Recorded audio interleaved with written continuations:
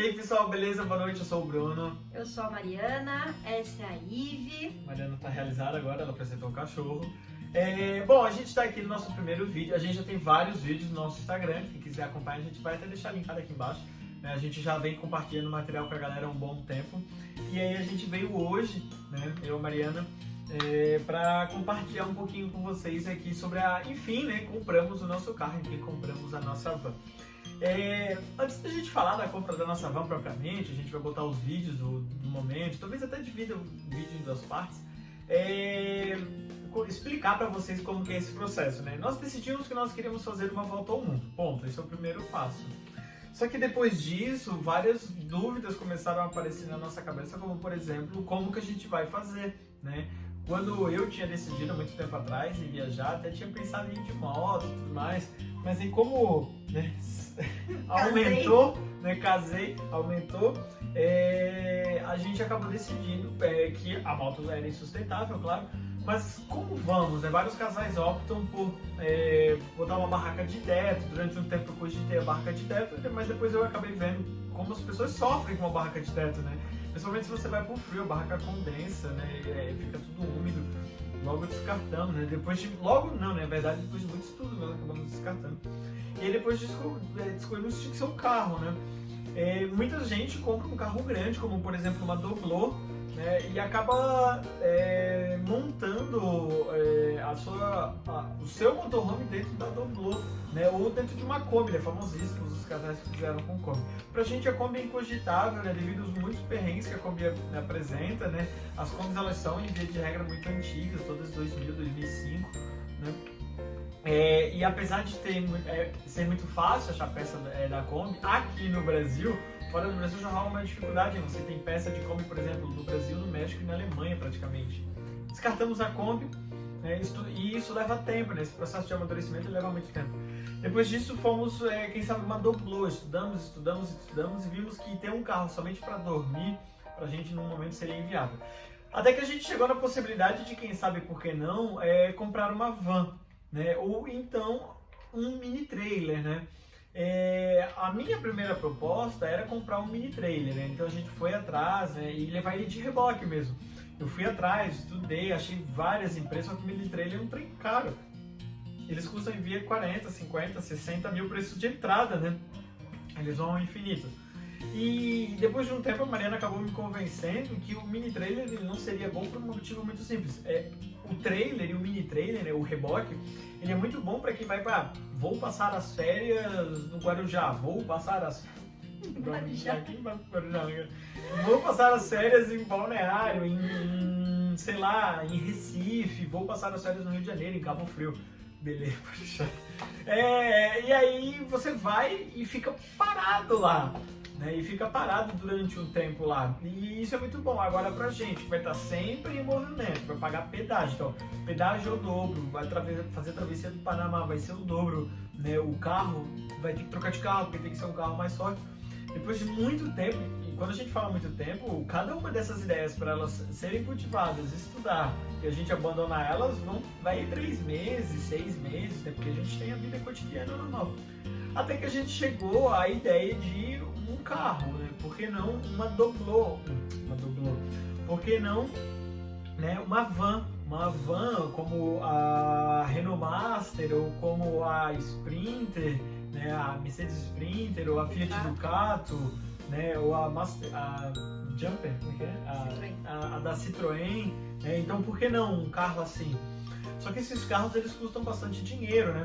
Então a gente foi procurando, até que a gente pensou, vamos ver no OLX, né? Por que não ver no OLX? Então a Marina vai contar como é que foi a nossa saga pela OLX. Então, como o Bruno falou, tem N marcas diferentes. O sonho de todo viajante é ter uma Sprinter, porque é uma Mercedes. Zero, né? De preferência uma Sprinter zero, mas o valor é inviável. A Sprinter até um pouco mais fácil, deixa a peça, ela dura mais, tudo. Mas o seu preço também é bem mais alto. E também entra no detalhe que tem a van curta, a van média, a van longa, a van extra longa. Tem tudo isso para levar em conta. Então nós dois, nosso conhecimento vinha basicamente de assistir vídeos de outras pessoas. Então, vimos o Norte ao Norte, que tem uma Jumper, se eu não me engano. Vimos o Rotas Recalculadas, que tem uma Iveco. É uma Iveco? Eu acho que é uma... Não, uma Ford Transit. Tem um outro casal que tem uma Iveco. O Get Outside tem uma Sprinter, que é longa. E assim, a gente foi pesquisando e a gente colocou um limite no nosso valor. Porque nós temos um planejamento financeiro e a gente não quer gastar todo o valor na compra da van, porque senão não faz sentido. A gente vai gastar 200 mil para montar um motorhome, não faz sentido.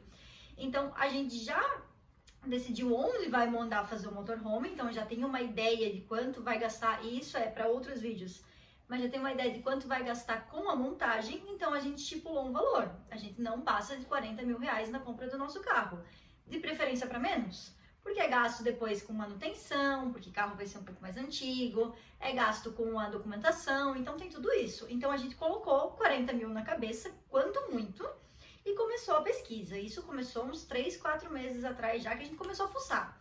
Daí a primeira ideia foi, vamos procurar no OLX. Olhamos o Mercado Livre, inviável, não tem como. Vamos para o OLX. Quando a gente colocou esse limite, começa a limitar um pouco também a nossa oferta, né? Então, a gente tinha que buscar carros mais antigos. Quem tem Sprinter, geralmente são carros bem mais antigos. Pega, por exemplo, o Traveleiros. Eles têm uma Sprinter, que era uma ambulância 98, só que ficou o carro um tempo parado, então não está muito rodado. Então, se você quer um carro de 98, vai ter que estar pouco rodado para garantir que, né, você vai ter um carro ali que vai atender as suas necessidades e não vai te deixar na estrada no meio do caminho. Enfim, começamos a procurava Ducato, Jumper, Renault Master, e Renault Master ainda tem 4, 5 tipos de tamanho diferentes, teto alto, teto baixo, e daí entra em contato com uma pessoa no LX, pergunta, é teto alto, qual que é o comprimento, é isso, é aquilo. Saca. Foram quantas pessoas que a gente entrou em contato no LX? Muitas, umas 30, eu acho. Umas 30, quantas responderam? Ah, umas 20 ou 15. Daí dessas 20, 15, quantas eram teto alto? Umas 5. Daí tem tudo isso, você começa a filtrar, o celular do Bruno era... Tá uma loucura. Eu fiz um vídeo da tela do meu celular e vou botar depois pra vocês verem. É como que era van, Curitiba, E 2000 e tanto, o preço tal. É o nome da cidade e o preço. E daí o primeiro que a gente tinha visto era uma... Gostamos. É, que a gente tinha gostado. E passou no critério. Era que era uma Renault Master também? Eu nem lembro qual que era o modelo. Acho que era. Enfim, era um carro lá de Criciúma, se eu não me engano era Prata, 2004. Né? Ele era 2003, 2004 e era 28 mil, eu acho. Mas daí a gente não sabia como estava o motor, a gente também nem sabe olhar isso. Nada, a gente tudo, não sabe absolutamente nada. Conversamos com um vizinho que tem van escolar, daí ele já passou contato de um mecânico e a gente foi indo e pensou, não vai ser essa ainda. Ficamos pesquisando até que surgiu uma outra ideia. A outra ideia foi leilão.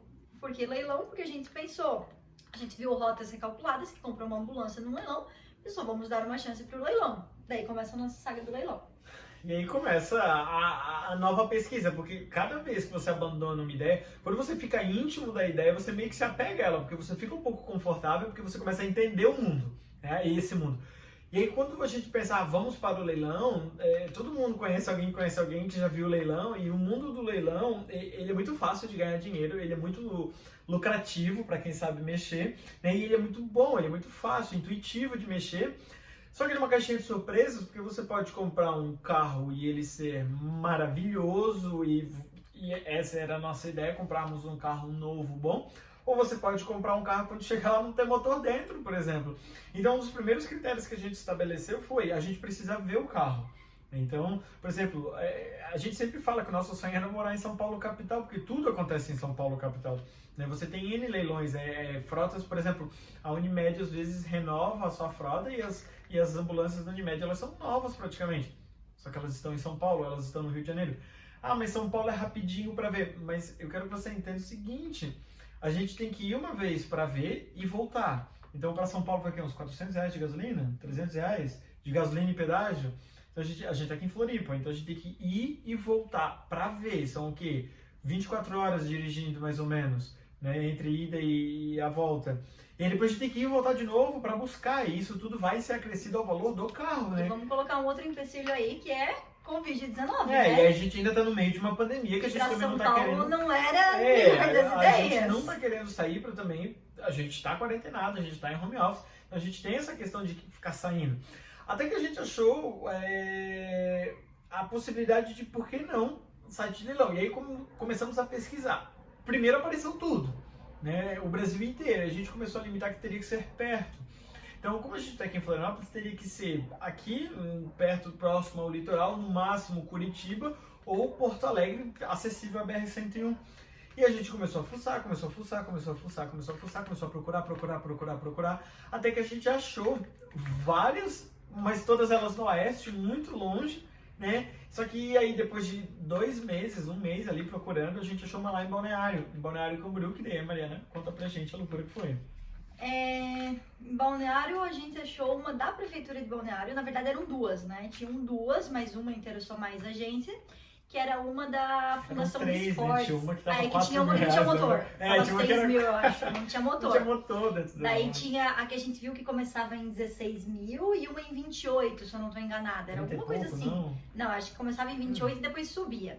Mas enfim, essa de 16, que foi a que a gente viu, 15.900, eu acho, era da Fundação Municipal de Esportes. Daí a gente viu, olhou ela, descobriu que era do tamanho que a gente queria. Tudo online, tá? Tudo online, claro. Descobriu que era do tamanho que a gente queria, mas faltava o quê? Uns 15 dias pro leilão ainda, e a gente começou a caçar, começou a pensar como que a gente vai conseguir informação sobre isso.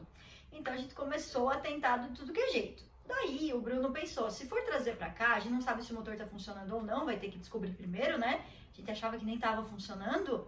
Ah, não, o Bruno ligou lá pra prefeitura e descobriu que não estava funcionando. Isso, é. Ligou pra Quando secretaria. ligava, perguntava, posso tirar ou tem que ser no guincho? E aí o moço disse que tinha que ser no guincho. Então, descobriu que tinha que ser no guincho. Daí o Bruno pensou, vou ligar pra um guincho e cotar quanto que é o guincho de lá pra cá, porque é outra Vários história, guinchos, né? Porque a gente nunca liga pra um prestador só porque eles não respondem. Mas liguei para o primeiro guincho, liguei, Bruno no caso, né? Liguei para o primeiro guincho, perguntei quanto que era R$400 pra trazer de Balneário pra Floripa. 1 hora de trânsito. O cara era de Camboriú, não era nem de Balneário. Ele perguntou, mas qual van que é? Daí a gente falou, van do leilão. Ah, mas fui eu que levei essa van.